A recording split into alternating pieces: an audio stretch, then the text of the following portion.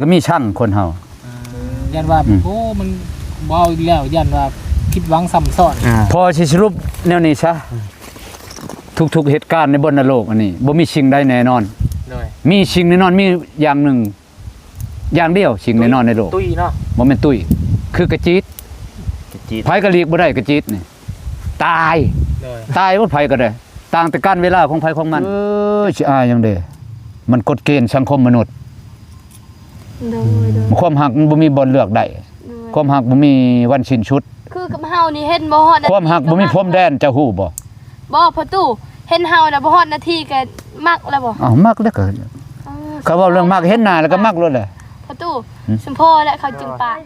อยู่ใช้อันนั้นเจ้ามันยังเอาโทรศัพท์มายังนี่น่ะบ่เฮาบ่โอ้ยเฟซเฮาภาษาอังกฤษได้อังกฤษเจ้าก็เขียนติเขาเขียนบ่เป็นได้อันนี้ครับบ่ให้บ่ได้เขียนพอได้ยอกเด้ไปแม่เอาให้เราอยู่บ่เอาให้เราอยู่บ่บ่ให้นะยอกบ่ได้คนอันนี้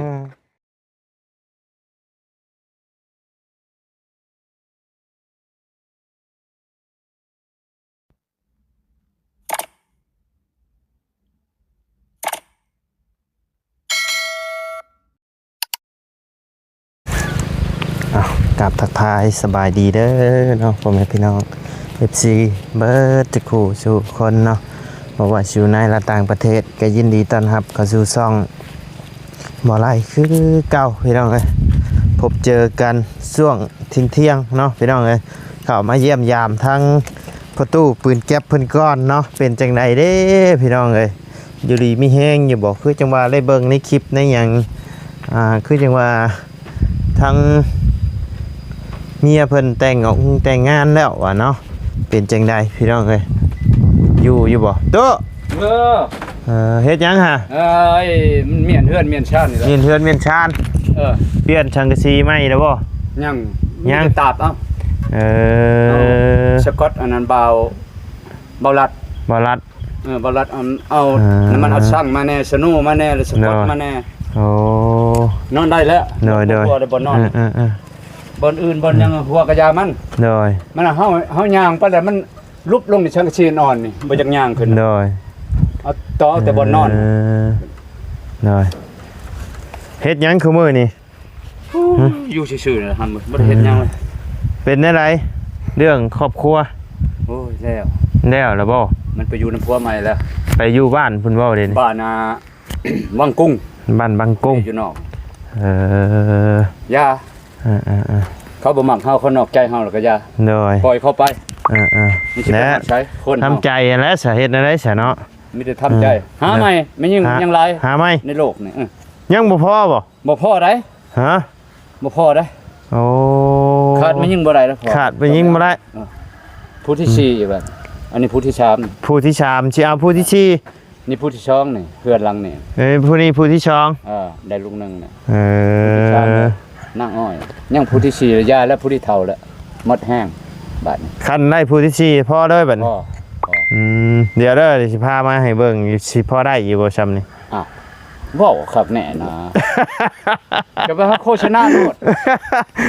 สิพามาให้เบิ่งนี่สิได้อยู่บ่นี่ซ้ำนี่เอาโทรมาอยู่ไสอยู่ใกล้ๆเฮานี่แหละตอนนี้เช้าอันนี้บ่ไปสิไปเบิ่งเดี๋ยวพาเอาเลยเบิ่งแล้วน่าอายแล้วอยู่ใช้บ่ได้อยู่ห่มกกหมักกระบกก็ได้มันสังเย็นอยากเบิ่งยังแน่อยากเบิ่งยังแน่นะให้เบิ่งอยากเห็นยังแน่โอ้ทั้งเมียน่ะเพิ่นแต่งงานน่ะติแต่งแล้วเว้ยเพราะว่าเขาก็ขี่ใส่หัวใจเฮามาดนแล้วเฮาบ่ฮู้เฮาคนชื่อเขาหลักอันนั้นร่วมกันเป็นพี่เจ้าสบายดีสบายดีนี่พอได้อยู่บ่ซ้ำนี่ห่วยได้อยู่บ่ซ้ำนี่น่ะโอ้ยเราสิเอาบ่เราเอาห่วยบ่รอดแล้วซ้ำนี่นะโอ้ค่าดอง30ล้านค่าดอง50ล้านนะโอ้ยคือแพงร้อยพอบ่มีว่า100ล้านได้บ่ซ้ำนี่คำ5 บาทโตบ่ไหวดอกฉันพอสิหาใหม่หัว4โตโอ้ยโตลงหาโตบ่ได้บ่5โตก็ได้แต่เห็นว่าเป็นคนงามเอาค่าดองหลายแท้ เต็มที่ผู้พอเป็นพอได้แล้ว มันหิวดอนแล้วเป็นปีแล้วนี่ ขาดผู้หญิงมัน มีแต่รอดทาได้รถจักรก็ออกนอกแล้วไปหาแม่งกะดีอยู่หั่น ไปหาแมงกะลี อ้าวไปกะลีแหละ ลูกผู้ชายมันขาดตัวนี้มันสิอยู่ได้บ่เห็นว่าเท่าก็มีหัวใจเลย นั่ง เอาอีกแล้วคือเราไปพุ่น ไปอยู่ห่มไปอยู่มองห่มเย็นๆบ่ โอ้ยกกบกอะห่มอยู่ห่มมึง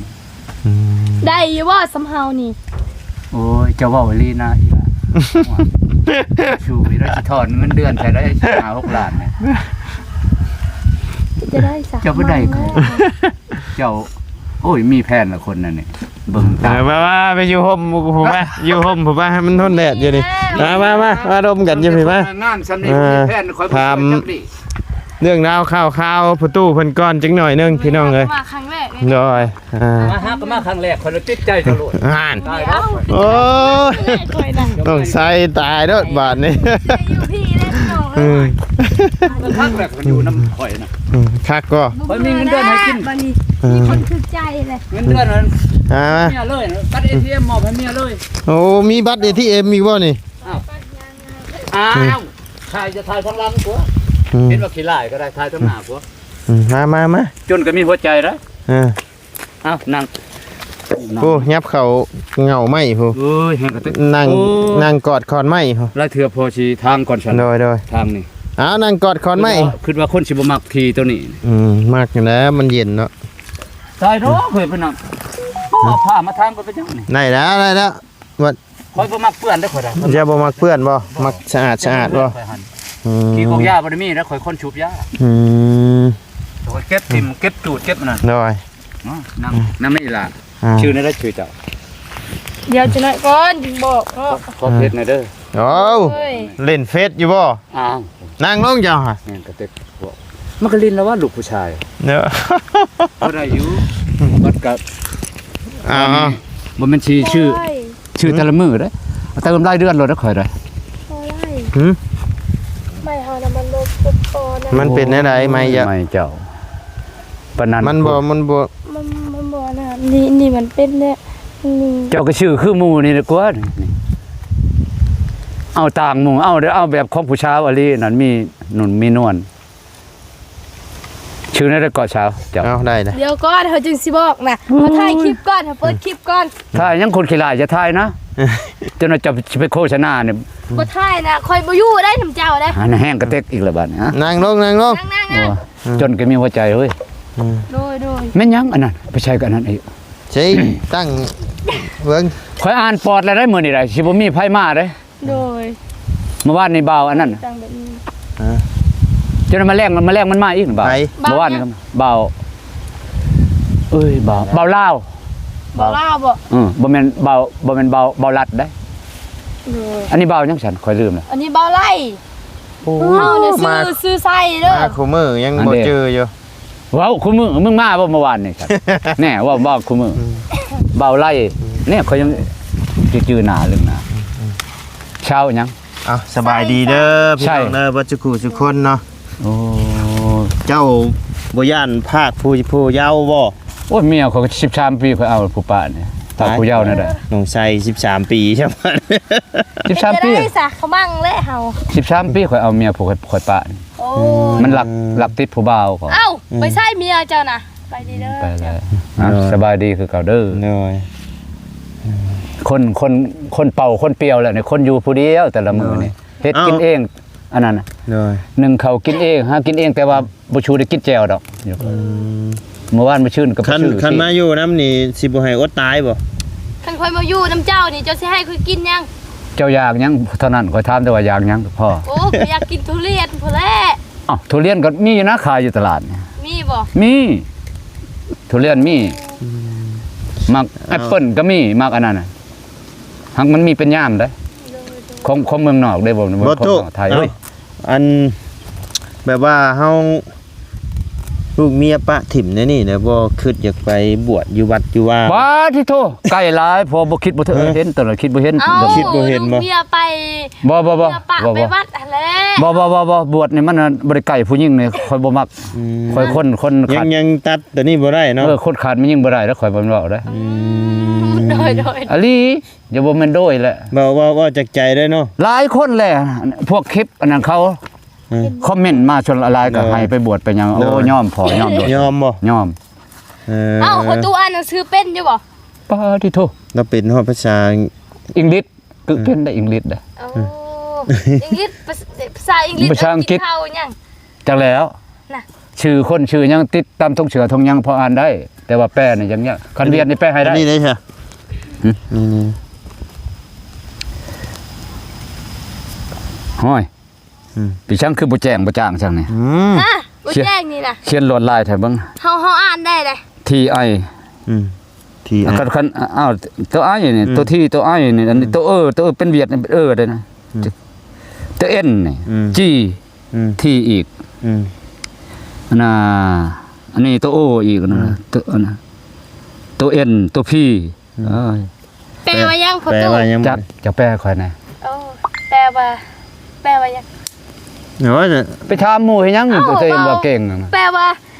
เตียงทองเนี่ยเนาะ คือชื่อแล้วบ่ บ่แม่นเลยซื้อเราซื้ออันน่ะระเบาเตียงแล้ อ้าวก็เล่าที่ชื่อเตียง บ่เรา โดยชื่อเตียง อันเราสิเขียนใส่หยังใช่ก็บ่แม่นชื่อตัวเอง เอานั่นมันเสื้อแบบเสื้อมาทีมงานเด้เฮา เชื่อทีมงานชุมเจ้าเนาะ โดย มันมีหลายทีมงานอะไรซั่นน่ะ โดยเฮาก็มี เพราะว่ามีทาง เจ้าบ่เคยเห็นมาจักเทื่อ โอ้ยเฮามาครั้งแรกนี่แหละว่าเห็นในคลิปว่าประตูปะกันกับเมียแล้วเฮาก็มาแหละ นี่ ตอนนั้นประตูจะมีเมียเฮาก็ยังมาเลยเนาะ โอ้ยบอกให้ดีใจหลายเจ้าก็ได้ เอินแล้วมัน จำไว้บ่เฮ้ยเท่าไหร่สิจำไว้นะ เอาจำไว้สัก50ล้านซะ โอ้ป้าต้องจำชื่อ50ล้านนะบ่ไหว้พอก็ได้บ่มีเงินปานนั้นด แด อก งน่ะ100ล้าน บ่ย่านบ่ภาคผู้เยาว์ซำนี้นะ ผู้เฒ่าจังเมียเขาเจ้าจักปี โอ้ยเฮาหากอายุ13ปีนึง เท่ากันกับเมียข่อยเอานะ ใช่จะเอา15เมียเจ้าแม่นบ่ บ่13 ข่อย 13 13ยังบ่เต็มได้ เจ้าคือใหญ่ถ้าคือใหญ่กว่ามันน่ะมันโตน้อยกว่าเจ้าเมียข่อย โอ้ยธรรมดาเฮาคนมันงามก็ใหญ่แหล้โวเนาะบ่ อ้ อะไร ยแฮ เนาะ งก็เด็กหย่องตัวเองให้หมู่ย่องกลัวมันจะ งามบ่ โอ้พอใช่อยู่ถึกสิกระเปกอยู่สำนี้ โอ้โดย คนใดหุ่นนะ ระวังได้อย่าอายครอกหรือว่าไรนะเชื่อสเปกเลย บ่ได้เด้ประตู เจ้ามาเรื่อยๆเด้อบัดนี้เด้อ โดย เจ้าผู้เดียวเจ้าก็มาเด้อ เอ้ยบ่ได้มือหาโว้ คอยชิมเอาพอมีแห้งแล้วมีแห้งแล้วบัดนี้ โอ้ยบ่ได้ พอแล้วมีแห้งแล้ว นี่แห้งแล้วบ่ อันอายเลยเด้อน้องอายเลยคอยคนบ่ให้ได้อีหลาคอยได้บ่รอได้ โดย คนผ่านฮ้อนผ่านลมผ่านแรงมาเลยได้ เออ แต่เนื้อหอดไตแล้วคนชาละวันแล้วพอแล้ว โดย คนทางใต้กระลูกล่ำชาละวันจำปาชักอัตตปือ น้อย ไต่ลงไปเนาะ น้อย ค่าคืนนั้นมากชาวันนี่คำมวลบริคำไส้ผักก้างเนาะ เอา เรียงจันทร์ โอเคเดี๋ยวมาเข้า อืม เรื่องนี่ก่อน เอาเรื่องกระทำเนี่ยจะหู้นี่ได้ต้นปลายสาเหตุเท่าใด ต้นปลายสาเหตุนี้ อยากทำปะกันกับเมียย้อนยังนี่แหละ ถามดูลุงชัย ตัวนี้ ปะกับเมียย้อนยัง พ่อเนี่ยก็พ่อก็บ่ได้อยักปะจักดีหักแพงลูกแพงเมีย เป็นจังได๋ ปะย้อนเขามีใหม่ เขาติดผู้บ่าวคันสิว่าอันนี้ เอ้ามีลูกบ่ มีลูกแล้วมีลูกแล้ว โอ้เนาะโอ้ ลูกในท้อง3เดือนแหละมันอยากปะตอนนั้น จนอยู่จนมันเกิดลูก จนลูกได้หาเดือนน่ะถึงเว้ากันอีกปะคอยสิช้อย บัดนี้ไอ้ ขอเป็นต้น เรื่องไอ้หม่องที่หม่องพักหม่องเช่าเจ้านี่เด้ มองพักมองเช่านี่ก็ดิ้นพ่อของเมียนี่ แล้ว เขากำหนด อยากกินไม้นะเด้อ เขากำหนดให้เดือนที่อาจจะติดเองเจ้าคอยติดบ่เป็น บ่เป็นหยัง น่า เอาติดให้แน่ อ่ะว่าอะไร อ้าวสิหานะบ่อยากชูนจังดีเห็นว่าก็ได้ โย โทษเด้อ เจ้าเว้าให้เราญาติเนาะ โอ้ใจอ่อนนะลิคน ปกติเราบ่ได้ญาติคนเด้นี่ น่ะคือญาติมันมาเจอคอยอยู่กับบอนสัมพักหนึ่งเนาะยังกระเตก แล้วเพิ่นให้อยู่ 12 เพิ่น เดือน ให้ 12 เดือน12เนาะ 12ปีนี้ให้คนกลัวบอนอยู่พอก็คำมั่ง อยู่เดือน12แล้วก็สิออกไปบ่ จะออกไปใช้แล้วบ่มีบอนเด้เฮากับคนบ่มีพ่อมีแม่มาเป็นทหารแต่น้อยเขาบำนาญแล้วมาเอาเมียอยู่นี่สองคนแหละ บ่กลับเมื่ออยู่นำเอื้อย บ่กลับเด้อ บ่กลับบ่ บ่มีเอื้อยน้องแหละครอบครัวพ่อมีแต่4คนมีแต่ลูกผู้ชายหมดพ่อแม่ตายหมด เมื่ออยู่ ยังแต่บักคำดีน้องชายหลาอยู่บ้าน เมื่ออยู่น้ำน้องใช้หลาน บ่มันมานำเอาเทื่อนึงแล้วมาเห็นใน YouTube นี่แหละเมื่อแล้วพาเมียนี่เมื่อก็นอน2-3คืนก็มา โดย พาไปฮอบโลก ไม่ใช่ซะ อันใดอยู่ชัย เพื่อนพี่น้อง โอ้ยชาละวันมาแล้วเฮือนน้องชาย คนชาละวันน่ะคนบ้านหินลาดเมืองเรางามแขวงชาละวันพุ่นเอาไปพุ่นค่ารถก็ช่องแสนปลายมันมานำเอาฮอดเฮือนนี่มันมาเมื่อน้ำมันเลยมันเป็นผู้จ้างมันถือเงินมา10ปลายล้าน โดย ช่วงผู้เมียข่อยมันจ้างให้กับผู้ป้าเมื่อผู้นั้น แล้วเมียพ่อตู้เดี๋ยวนี้เพิ่นไปอยู่ไสซะ มันก็ไปน้ำพัวมันบันวังกุ้งพุ่นล่ะ บางกุ๊ก นี่เว้ากันวันที่5เดือน6เว้ากัน โดย วันที่30เดือน6มันก็แต่งโหลดแบบบังคับแบบนั้นเหยียบหัวใจกันขนาดนะ โดย มัน แล้วเป็นจะได้ความรู้สึก โอ้ ตอน มันก็ชลายแล้วแหละใจนี่ว่าหัวใจชลายแล้วนะ หัวใจสลายเนาะ แปลบ่ได้อยู่ในหันแหละ เจ้าก็ยัง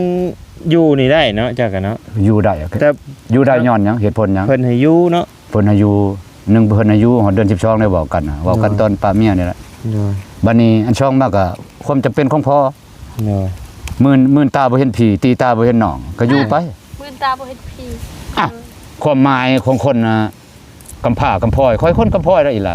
พ่อแม่ค่อยตายหมดค่อยเอาเมียฉันก็ไปอยู่น้ำเมียก็ได้ หรือเมียมาอยู่น้ำข่อยก็ได้ข่อยก็ชอกดิน ชื่อได้พ่อชื่อได้ แต่ว่าเรื่องเมียนี่ยังสิ เอาแล้วยังเอาได้ ยังหาเอาอีกต่ออีก เอาได้นี่ยังประหยัดเงินก่อนเดือนปีนี้นี่เก็บเงินซะก่อน อืม ประหยัดเงินเดือนนั่นแหละจากตอนนี้เก็ จา บ กเช้า ได้ 30ล้าน ตอนนี้เก็บได้ กัน จัก เกิน ล้าน เช้าล้าน30ล้านฮะ ตอนนี้เก็บได้จักล้านนะต โอ้ อน มีแต่กินกับกินหำเลย ฮะ ว้าวกินเบียร์อยู่หั่นก็ได้นี่ เออ อ่ะ ปกสิหัวเด้อ สบายดีอืม สบายดี เด้อ สบายเบายัง ฮะ เบาตูนบ่ เบาสารวัน เบาบุญ บาสารวัตร แห่งกระเต็ก แหงกระเต็ก เอาเราอยู่ทางบ้านเจ้าผู้ใดนี่นะ อลีนะฮัมบ้าน บาสารวัตร เจ้าอยู่ใช้จ้ะ บ้านพอบ้านหินลาด เมืองเรางาม แขวงชลวัน โดย บอนกระเพาะหลายๆนั่นแหละ ปากช่องลงบริเวณแถวนั้นแหละ เฮาอยู่เมืองว่าปี อยู่พีเนาะก็บ่ไกลกันปานใดได้ โดย บ่ไกลคือว่าคนทางไกลยังมีคนเฮาเนาะ บ่อะไรติดไว้ให้แล้วเนี่ย ติดอันนี้นะอีหล่ะติดให้พอแล้วว่าจ้านี่อนุญาตแล้ว เอาอะไรติดให้ซะ อ้าวอนุญาตเลยยังญาติอยู่โอ้ยแห้งกระเต็กอันนี้ปู้คนน่ะนะเอาเบาไล่ ติดเห็นแล้วนี่ คนบ่ใจจังล่ะโอ้ยล่ะคำแพงเลย ญาติ ปานนั้นจังได้ผัวญาติน่ะผู้ชายอีก ป่านนั่นว่าจะเข้ามาหาประตูปุ่นแก๊บ อยากเข้ายังเห็นพ่ออยู่ในหันบ่ ก็เห็นแต่ในคลิป เห็นในคลิปบ่ เพิ่นอยากเข้ามาพี่น้อง ทางว่าจะเข้ามาก็เลยเข้ามาเอาถ่ายคลิป มาก่อนหมู่นี่เบาลาวสตูดิโอ น้อย โอ้เราได้อันนั้นน่ะอันนั้นได้เอิ้นว่าเชียงนำเป็นหยังเขาเว้าขนาดเลยเขาชมเขาเบิ่งอันนั้นตอนนอนอันตะบิดหั่น น้อย เป็นจังได๋ประตู โอ้ย คือว่าได้ยินข่าว โอ้ยหำเลยอุกใจแล้วเดี๋ยวนี้บ่อยากตอบชูแหละหักสิตอบ เมียปะแล้ว เนี่ยป้า ทา แล้ ง ว พยายามตอบบ่ ตอบ ท่าน เฮ็ดจังได๋พอจังปะ ก็เหตุผลนี่ก็สิมีแต่อันเดียวแหล้ว เขาบ่ มัน มัก มีผู้ใหม่ เป็นหยังเขาจึงมีผู้ใหม่อยู่ ก็บ่ฮู้ ยุงเจ้าบ่ดีบ่เลยว่าจังได๋ บ่แม่น เขาพัวพันกันมานี่เป็นปีแล้ว บ่แม่นจะ ด้วย ตบจะตีเพิ่นบ่ บ่ได้ตีหรอกหำเอ้ยโอ้ย เรียกเขาบ่กุ้มที่ ชาวบ้านนี่ว่าเลี้ยงบ่กุ้ม กลุ่มอยู่เนาะ มอบฮอดบัตร ATM เงินค้ำนี่มอบให้เมียหมดแล้วแต่เมียสิให้ชูบยาชูบหืดเงิน5-6 ล้านเดือนหนึงฉะนั้นแล้วสิเอาเท่าไหร่เนาะหาจะไปให้ข่อยหาบางเทื่อข่อยก็ไปคือกัน เพราะประตูมีเงินเดือนให้เพิ่นอยู่แล้วเนาะ เงินเดือนพ่อตู้แต่ละเดือนเท่าไหร่ซะ 5 ล้านไปบ่ฮอด6 ล้านเจ้าพอใจบ่ มอบให้เจ้าหมดบัตร ATM จะไปกินเอาไปโลดข่อยบ่ชวนเอามาให้ข่อยพ่อสิชื่อยาชูบเด้อพ่อ300,000เดือนห อ นึ ยาก ง ค่อยถึกใจหรือบ่ถึกใจก็เบิ่งตามเฮาอยู่แม่ ในใดก็บ่เข้าใจได้อเบิ่งตามเฮาอยู่ เจ้าก็นั่งตั้งข้างในข่อยก็นั่งคอนใหม่นี่ก็สนุกซำได้เจ้า หั่นย่มแน่ไปยิ้มโลดอย่าย่มอะให้หมู่เห็นแขวเห็นหยังในบ่ยิ้มก็ได้ย่มไว้อันนี้ สิงามมันยัง ใช่ นั่นเห็นบ่ ใส่ อายได้ ไป อยู่พอ เป็น อาย ได้วะนี่ เออ เจอของ เป็น แท้ แต่เฮานี่ เจอของแท้เลย เจอของแท้แล้ว บัดนี้ลูกก็อยู่น้ำเมียผมบ่ เอาอยู่นี่ได้หาเดือนหนึงลูกหาเดือน กินนมพอแล้วตะกี้กินนมพอหาเดือนเอ้ามีแต่เงินพอชื่อ ก็กินนมตลาดมันกินบ่ชวนนะอีหล่ะชวนเท่าเดียวพอใจแล้วนะ แห้งกระเต็ก ยามมาเขาใกล้ๆอันนี้บ่ชวนดอก กินนมพอมีแต่เงินเดือนพอเด้งุมอันน่ะเลตโตเย็นหั่น เล็กแต่เย็น เลตโตเย็นเอ้าผมย่างเด็กตัวเย็น นม น้ำผง นมผงเป็นกล่องหั่นเด้เลตโตเย็นของไทยเด้อันนั้นก็ได้ประมาณ3อาทิตย์มันกิน น้อย 2อาทิตย์ไป3อาทิตย์หมด อืม เดี๋ยวนี้เขาว่ามันตุ้ยขนาดแม่เฒ่าเว้าอย่างเฮา เจ้าบ่ได้ไปเยี่ยมบ่ อยากเยี่ยมอยู่เขาบ่จะเห็นหน้าบักอันนั้นผัวมา เมียน่ะอยากเฮ็ดอยู่นะ เมียอยากเห็นแล้วนะเมียกับลูกบ่อยากเห็นแล้วหมู่มาแย่งเมียเฮาอยู่ดีๆเอาไปวับถม ถ้าให้ต่อสู้นะแม่สิต่อสู้ไหวอยู่บ่ ชูในไร ก็เป็นญาติเมียขึ้นแล้ โอ้ ว บ่เฮ็ดแล้วนั่นเชียร์เกลียดลูกผู้ชายบ่แม่นมีผู้เดียวในโลกมียิ่งเจ้าก็ยังอยู่ เจ้าก็ยังบ่ทันตายอยู่กับผู้หญิงแล้วว่าอันนี้ก็ได้ ฟังแล้วเฮาว่าจะซัดนี่ หยอกชื่อเด้อคอมักนี่ก็เจ้าบ่มักเลยก็แล้วข่อยคอมัก มักได้บ่นี่นะ มักแล้วข่อย เอาอยู่หน่อยได้ประตู เห็นกัน อายุ13 ปีหนึง ก็13ปีพอเอาผู้นี้ก็ได้แต่13ปีได้จนฮอด เนี่ยเจ้าที่พาไปนะ เอากันตะบิด13ปี เฮายังน้อยได้จน เราแห้งน้อยกว่านี้โตเราเตี้ยกว่านี้คนน้ ปั อ จจุบันนี่ประตูจักปี ย60ปลาย สิปลายเนาะ 64 65แถวนี้แหละ ซ้ำไม่เท่าเฮาเลย เป็นเซียวกันเลยกับประตูคำสิงเนาะอัน66กัน อืม เพิ่นอยู่ โอ้คือบ่ให้เพิ่นมาอยู่นั่นอยู่พี่คือกันเลยเนาะ เราเอา เพิ่นเป็นคนไทยมันจึงมาได้เมียลาว เราเมียแหละ ยัง ยังอยากได้เมียซ้ำเฮานี่แหละ เจ้าเป็นยังบ่เอาคนไทยแล้วมันหังได้อีหล่ะมัน บ่ นี่ แล้วบ่อยากได้แล้วคันเฮาอยากได้คนไทยเฮาไปแล้วไปหาแล้วประตูเนาะ มันบ่ฮู้ประชากันปานใดเนาะมันเอิ้นว่าการดำรงชีวิตมันบ่จะเข้ากันปานใดลาวกับลาวยังแค่นแน่ฮู้ใจกันข่อยน่ะเอาใจเมียทุกอย่างผู้ใดคือกันข่อยเมียกกข่อยอยู่เชโนเมียที่ช่องได้เฮือนมัน คือเห็นเมียจำ มันมามันไปอันน่ะ มา ไปดำนาช่วยเขา เดี๋ยวนี้นะ กินข้าวนํกันคุมื้อได้แต่เบิ่งหน้าอยู่ โอ้เดี๋ยวนี้ท่านได้ไปเท่าเดี๋ยวนี้ ยังจะน้อยมื้ออื่นคือมันแล้วนานไป ไประยองพุ่น ม ชาวโหยโอ้ผู้นี้ เฮ็ดเวียกยังอยู่ล่ะยอง เวียกแม่บ้านทำ แม่ว่า อยู่ห้านอาหาร อ เป็นคนมักแนวนั้นได้เช้านี่ อืม คอยไปนำเอาตัวหนึงอยู่วิลาบุรีมันเฮ็ดเวียกก็อยู่ห้านอาหารนี่กัน โอ้ ก็อนุญาตมันไปครั้งแน่มันก่อนมันสิไปมันก็มาล่มกับผัวกับน่ะกับพ่อกับแม่ให้ไปแล้วมันเลยได้บัดนี่เลยแล้วเฮาขอยาบัดผู้นี้มาแช่งอีกผู้นี้มันพัดยังหนุ่มยังแน่นกว่าคือว่าปลอดชานพิษแล้ว ก็เลยตัดสินใจเอาผู้นี้ต่ ตั อ ดสินใจแล้วมาแม่มันโทรมันมาแล้วมาล่มกันบอก ปะผู้นี้ ขอเอา ผู้นั้น เอาน้ำมันชาวล้านหนึงค่าเฮือนเด้เฮือนพอเด้เงินเดือนพอได้เฮ็ดได้ ปัจจุบันนี่ประตูมีอีกแล้วบ่ ฮะ มีเมียอีกแล้ว ยัง ยังกำลัง เรา ป มา ระห อ ยัด ยู่ เงิน บ้าน ไว้ หลังบ้านนะนี่นะเราได้2คนน่ะเด้ อันนี้ ทำ เมีย ไมได้เงินเก็บประตูเดี๋ยวนี้นะ เจ้าจะถามมียังเงินเก็บ เฮาทำซื่อๆแล้ว ห้วยถามซื่อๆบ่บอกคันว่าถามมีความหวังนี่สิบอก ทำมีความหวังหั่นแหละ เอาแหละคือบอกนั่นน่ะประมาณ10ล้านนี่แหละเอาก็ช่องเดือนหนึงโทนช่องเดือน โอ้ เฮาปิดเฮาก็กินปิดกินป้ายมันก็5ล้าน3แสน4แสนนี่แหละเอาป้ายมันชื่อยาสูบแต่ละเดือน โดย ทอนไว้อยากได้รถจักรอยากได้รถช่องชนิดนี่อันหนึงรถจักรอันช่องรถอีเตาร ถยังรถอีเตา อ่ะยาบ่บอกก็ยาได้บาบุญนะยาบ่บุญ โอ้ย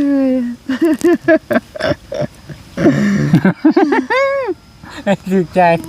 เจ็บประตู อ้าวยิ้มนะกว่ายุ่มอยู่อันนั้นแหล้วก็ว่าอย่ามาหาพ่อหันมันอันแนวนี้แล้วคันมาแหละ อืม คนอันนี้ได้คนโกกได้นี่แหละเบิ่ง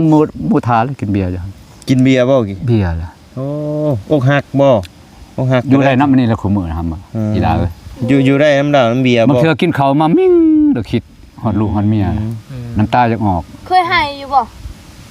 บ่เคยให้แล้วจังว่าสิให้ลองเบิ่งจักบาทจักเทื่อ ให้เฮาเบิ่งแน่ บ่แล้วบ่ได้ดอกเสียเกียรติให้มันยิ่งเบิ่ง เอาให้เฮาเบิ่ง คันให้แล้วบ่ให้ไผเบิ่งรักให้ผู้เดียวข่อยแน่นอนกินข้าวบ่เทื่อชื่อชิ้นเป็นโลมาปิ้งช่อยกินผู้เดียวคำที่สี่คำที่ห้าออกนอกมันเฮ็ดแขนคือว่าแขนคิดฮอดคิดฮอดลูก เขา ข่อย เขาเฮ็ดให้ปานนั้นก็ยังกินฮอดเขาอยู่บ่ตุ ก็จังว่าข่อยจังเป็นตาเงินข่อยคนใจดีอีหลีเด้อจังว่า บ่แม่นคนแพ้เขาบ่ บ่แพ้แล้วบ่ แพ้เขาบ่ฮัก ตอนนั้นก็สิแม่นความเจ้าแล้ว อ้ายเนาะ เมียผู้นี้พัดคอยป้าผ่านมามีแต่คอยป้าเขา โดยโดย มีแต่ผู้นี้ผู้ชุดที่แบบมันป้าคอย เขาเอาคืนบัดนี้เขาเฮ็ดเจ้าคืนบัดนี้ ปกติมีเฉพาะ เมียคนที่เท่าไหร่แล้วที่ปะนี่ คนที่ชาม คนที่สี่กำลังหาอยู่ หาอยู่ประหยัดเงินไว้บางเทื่อก็หนี่ประจักษ์ ไทยเนาะจะเป็นผู้โชคดีนี่ นี่แห่งกระตึก เก็บเงินก่อนบ่ทันเว้าลุงเมียปีนี้เก็บเงินไว้ อู้อยู่บ่เฮาบ้านใดนะ คอยบ่ฮู้ได้ล่ะบ้านใดก็ นะ บ่ถ้าคอยไล่รู้จักก็สิไป เจ้าบอกแล้วเราไปฮอดเฮือนเลย ไปฮอดเทือนเนี่ยก็เจ้าบ่มักคอยก็เจ้าก็ติดต่อผู้อื่นไม่ห่างไม่มาคอยก็ได้นะ บ่ คอยจักดึง บ่ถามมาดีตู้คันผู้ชาวนี่อายุประมาณ20-30ขึ้นไป 35ลงมา 35ลงมาเนาะ อืม คัน ผู้สาว คัน40ขึ้นไปบ่ได้บ่คัน35ขึ้นไปเด้ บ่ได้35ลงมา 36เลย อ้าวก็จะ35ลงมายัง36 บ่36ว้าวอ่ะ เฮียนปอใด โอ้ยเฮาเฮียนนะเฮาเฮียนทางกับป.2นึง คิดว่าจบอุ้มดมล่ะอุ้มดมจบแล้ว ยังอุ้มเด็กแล้วก็ อันเด้บ่ได้ฮู้พี่ชังอันนี้โอ้ย I am sorry นะ I love you อยู่เลิฟไอ อ้าวเป็นอยู่ได้ตัวนี้เนาะ เอียงแองคง อืม ชาบคงเอียวแอมเตลจี อืม โค้ง คงได้แต่คงผ้าบ่ได้คงมีด คง อ้าว คงนี่แปลว่าหยั ค ง งกับบ่ โค้งก็บ่ แต่ว่าคงกับบ่ก็คงซื่อ เราเว้าค่อยฮักเจ้าเราเว้าใส่ค่อยเมื่อกี้นี้เราเว้าซาเมียนค่อยว่าบ่ ๆน่ะบ่แล้วก็ยะค่อยฮู้แล้วบัดนี้เจ้าบ่ฮักข่อย โดย ข่อยก็หาไหม พ่อตู้ ฮะ เจ้าฮู้บ่ไม่เท่าค่อยน่ะอายุเราน้อยกว่าเจ้าอีก คันห้องไม่เท่าแล้วบ่ได้เด้พอแล้ว ฉันเอิ้น คันเอิ้นเช้าเลยยังได้อยู่ น้อยชำได้มันยิ่งบ่เว้าได้มันยิ่งมันอันนั้นไว้ได้เฒ่าไว้ได้คนเชียร์เลือดเชียร์ย่างแม่นเว้า บ่ตู้เขาทำเนี่ย ฮะ อ่าเมียคนเก่าเนี่ยจะป้าเจ้าแล้วเนาะแต่งงานใหม่แล้วเนาะ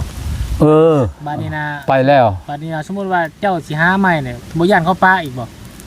บ่ย่านแล้วบ่ย่านเรื่องป้ามีเอาก็มีป้าเท่านั้นแหละพ่อคิด เออ มีหักแล้วก็มีช่างคนเฮา ย่านว่า อืม โอ้มันบ่เอาอีกแล้วย่านว่าคิดหวังซ้ำซ้อน พอสิสรุปแนวนี้ซะทุกๆเหตุการณ์ในบนโลกอันนี้บ่มีสิ่งใดแน่นอน โดย มีสิ่งแน่นอนมีอย่างหนึ่งอย่างเดียวสิ่งแน่นอนในโลก ตุ้ยเนาะ บ่แม่นตุ้ยคือกระจีด จีด ไผก็เรียกบ่ได้กระจีดนี่ตาย โดย ตายว่าไผก็ได้ต่างแต่การเวลาของไผของมัน จะเฒ่าหรือหนุ่มมันบ่เลือกตัวนี้ แนวอื่นน่ะบ่มีสิ่งใดแน่นอนบางเทื่อเจ้าดีๆอยู่แบบนี้ มีแผลบ่อะไร เอ้า คือลุงอยู่สองคนเฮาก็บ่ได้บ่หั่นญาติอีกตื้อเช้าอันนี้ใจบ่ใจจักดีคนอันนี้นี่ปานนั้นไปเป็นแบบนี้อีก เยอะ ไปถ่ายไปทำอีก เจ้าเว้าให้ลูกให้หลานญาติ ญาติ จะ เฮ็ดหยั เว้าง ให้ค่อยย่านค่อยก็ย่านแหล้วว่า ค่อยประเทศหยังค่อยบ่แม่นเชื้อโครงนะจักสิญาติจังคนซื่อย่ านคนรอหั่นแหละ โอ้ยอย่าไปเว้าปีนนะ เห็นว่าบ่รอก็ได้ถูกเข้าใจอยู่ดอก หรือว่าสิมีผิดหวังอีกกี่ครั้งก็มีเก่า สู้โอ้ยสู้ชีวิต คันบ่ตายจากโลกนี้เนาะ ตายจากโลกนี่ระยะบ่เว้าถึงมันยิ่งอีก บัด บาด นี้ประตูขออนุญาตถามตั้งแต่เริ่ม แต่ข้าวตะกี้ไงซะเนาะจนถึงปัจจุบันนี่อายุ60ปลายปีนี่มีเมียจักคนแหละ ชาม 3ลูกเลย ลูกตัวเชโนชามตัวเทโนชามตัวนี้หนึงนี่ผู้นี้เพิ่นนี่อันนี้หนึง ฮะ ชามชี้ห้า 5คนลูกเมีย3 นี่ชาม เฮ็ดจะได้ซะ แต่ละคนนี่จื้อพอได้บ่เด้เนาะ ยังบ่จือเลยอยู่เชโนนี่ ประตู ใช่ไหมนะได้แล้วอายุเขาชาวปลายแล้วเขาไปไทยหมดแล้วฮะ เฮ็ดจะได้น่ะจึงเมียจึงมักเจ้าเมียผู้อายุ13 ปี ค่อยก็บ่ฮู้ได้ตัวนี้เด้อถามเขาพุ่นแหล้วไปถามพ่อนี่ก็พ่อก็บ่ฮู้แล้ว บ่ให้เฮ็ดจังได๋ ก็บ่แม่นว่าพ่อคุมเอาได้ก่อนสิเอากันก็บ่แม่นง่ายนี่คือเมียเขาผู้นี้ เจ้าบ่ได้มีสรงส บ่ได้มีวิชังชะเนก็อยู่ในปากนี่กับทงเชือนี่ อืม ข่อยเป็นคนบ่ขี้ทีเด้อเจ้าขอแม่20,000ข่อยให้50คันยามข่อยมีวะยามข่อยบ่มีข่อยบ่ ค่อยคอน่ะ10ล้าน โอ้10ล้านเลยห้อยแต่งเลยแล้ว ขอไว้เลยจองไว้เลยได้อคัน10 ล้านมันก็เดียวก็ดอโพด บ่50เฮามีอยู่พ่อเฮาให้อยู่ 50 ล้านบ่ แม่น อ่ะเป็นหยังบ่เอาซะ 50,000 โอ้ยแฮงกระเต็กคือว่า50 ล้านนี่อยู่ตกใจแล้วนี่บ่กล้าเว้านำแล้วพอให้50 ล้านยังบ่เอาอยู่แม่นแล้ววะข่อยคนบ่คิดได้แต่คนอ้อมค้อม โดยเจ้าสิว่า เอาได้บ่ตู่ชำนี่ถามมาดิ ได้ เจ้าบ่คิดอยากอายบ่อายบ่ พี่อายยังกันเมียพอแต่ละคนนะอายุ13 15หมดได้อยู่เชโนเอาเราก็15ตัวนึงยัง อืม ผู้นี้ก็15นี่ผู้เอาผู้ป้าสุดท้าย13นี่ อยู่นำกันได้5 ปี สมมุติว่าไปหาไอ้นี่ 3 14 15 16 17 สมมุติเนาะ 18นี่ป้า ไปหาพ่อเฒ่าวัดพ่อเฒ่าว่ายังหนุ่มกว่าเคยนะ ก็นั่นแหละส่วนหลายก็นั่นนี่แหละ เออ นี่เขาอายุเขารุดข่อยหมดได้พอเฒ่าเท่า เออ นี่ บ พ อ อก ถ้าเทียบกับพ่อเฮานะซ้ำเจ้านะเขาจะเอิ้นพ่อแล้วได้เขาจะสิเอาข่อย ข่อยก็เอิ้นพอเฒ่าหมดได้ อืม ลุงข่อยก็มีแต่เล็กน้อยนี่ลุงเป็นอ้ายเอื้อยอ้ายเมียข่อยนี่ โดย มาเขาก็มาเฮือนมายังอยู่ตลอดนี่บางเทื่อมาเอาปืนมายังไปยิงไปนั่น เออ ข่อยมีปืนกระบอกหนึงรักษาข่อยอยู่นะ บ่สึกอาย แก๊ป บ่ ฮะ บ่รู้สึกอายบ่ สิอายยังเด้มันกฎเกณฑ์สังคมมนุษย์ โดย ความหักมันบ่มีบ่อนเลือกได้ความหักบ่มีวันสิ้นชุด คือกับเฮานี่เห็นบ่ฮอด ความหักบ่มีพรมแดนเจ้าฮู้บ่ บ่พ่อตู่เห็นเฮาน่ะบ่ฮอดนาทีก็มักแล้วบ่ อ้าวมักแล้วก็ เออ เขาเว้าเรื่องมักเห็นหน้าแล้วก็มักโลดแหละ พ่อตู่สมพ่อและเขาจึงปะ ป้าก็ป้าข่อยบ่ได้ย่านคนป้าข่อยย่านคนบ่ป้าอันอยากขี้คร้านเลี้ยงมันน่ะ ไปดู อ้าว ตู่ก็อย่าเบิ่งหน้าข่อยลายแม่ข่อยยากอยู่ โอ้ยเห็นคนงามบ่ให้เบิ่งอีกจักเพิ่นจะให้เบิ่งบ่ได้บ่ให้เบิ่งหน้า บ่เบิ่งกล้องก็ได้ แฮงกันว่ามันก็เบิ่งนี่เบิ่งนั่นแน่เบิ่งทั่วไปหมดแล้วอะเบิ่งแต่กล้องเป็นบ่เอาจึมอยู่นั่นนี่ก็สิเป็นบ่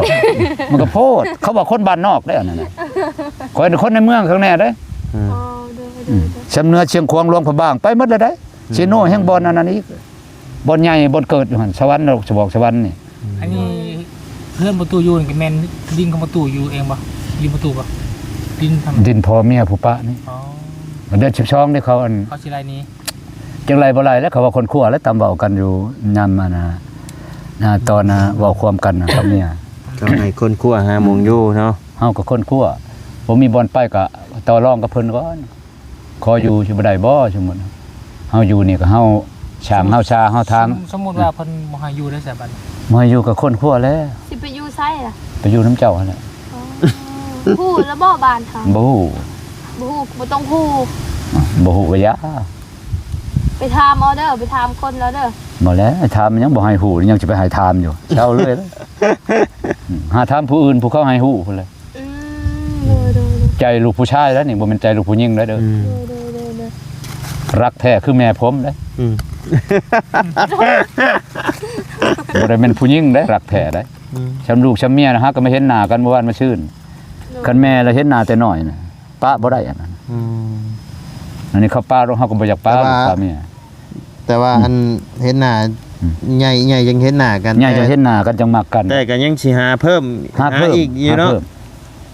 อืม เฮาเอาลูกเอาเมียแต่ละคนบ่แม่นว่า เขามั่งเลย มีความรับผิดชอบ อืม จักสิเว้าแบบใดแบบ ความรับผิดชอบสูงข่อย น้อย บ่เคยด่าบ่เคยปล่อยบ่เคยตีเคยตบลูกเมียจักเทื่อ อืม แต่เขามีแต่นอกใจอันนี้แดดเลยเด้นี่ แดดได้บัดนี้แดดมาหาเฮาแล้วได้บัดนี้ เดินมาเยี่ยมมาเยี่ยม เบาชังนี่เบาชังเกาะอีหละเบาชังเกาะลืมเลย ถามแล้วแม่เว้ายัง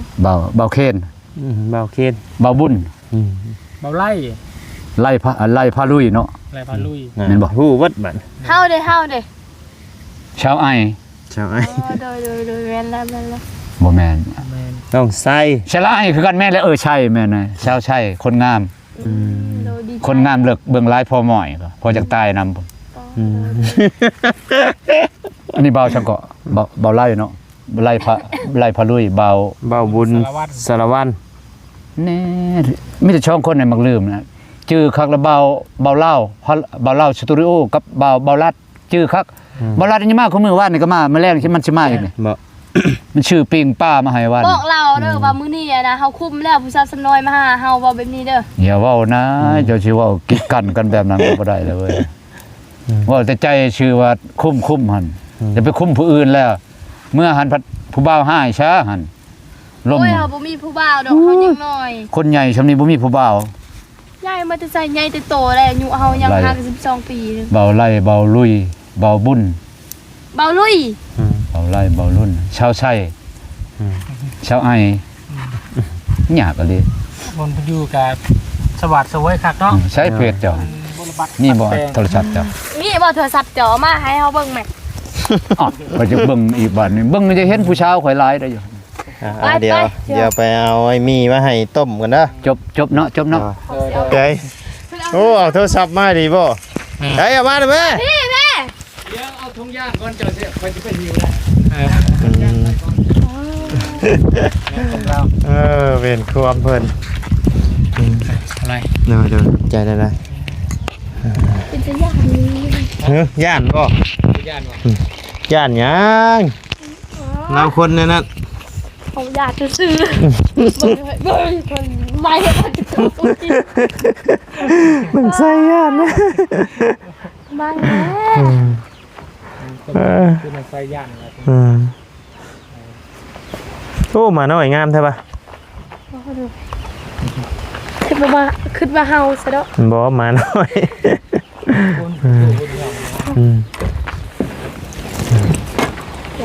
ใช่เบิกเอาเก็บมีให้แล้วกัน จะเบิ่งเจ้า เอาตัวโอ้เอาชื่อโทรศัพท์ใหม่บ่ จะโดนแล้วขอบใจด้วยล่ะเด้อ เอา อยู่ดีไม่แห้งเด้อ เอา เจ็บ ใส่ จะได้ เต็ม ใครยามี เอาป้ามีแตะบากลับก่อนเด้อปานนี้เด้อ เจ้า อยู่ใช้อันนั้นเจ้ามัน ยังเอาโทรศัพท์มายังอยู่นี่นะ อีหยัง บ่ เฟซเฮาบ่โอ้ยเฟซเฮาภาษาอังกฤษได้ อังกฤษเจ้าก็เขียนติ เขาเขียนบ่เป็นได้ อันนี้ครับบ่ให้บ่ได้เขียนพอได้ยอมเด้ ไปเลยแม่เอาให้เราอยู่บ่ เอาให้เราอยู่บ่บ่ให้นะ ยอมบ่ได้คนอันนี้ย่านมาก พี่น้องสำหรับวันนี้ไปแล้วเด้อส ได้ บายดี ไปแล้วมาได้ เด้อสบายดีแห้งกระติกโอ้ยยังบ่ ไปแล้วมาได้ เจ้าเฮียนเว้าใหม่เด้อเจ้ายังบ่คอดอยู่เจ้าเว้า เขาว่าเป็นอยู่ แต่เจ้าเฮ็ดให้เพิ่นย่านนี่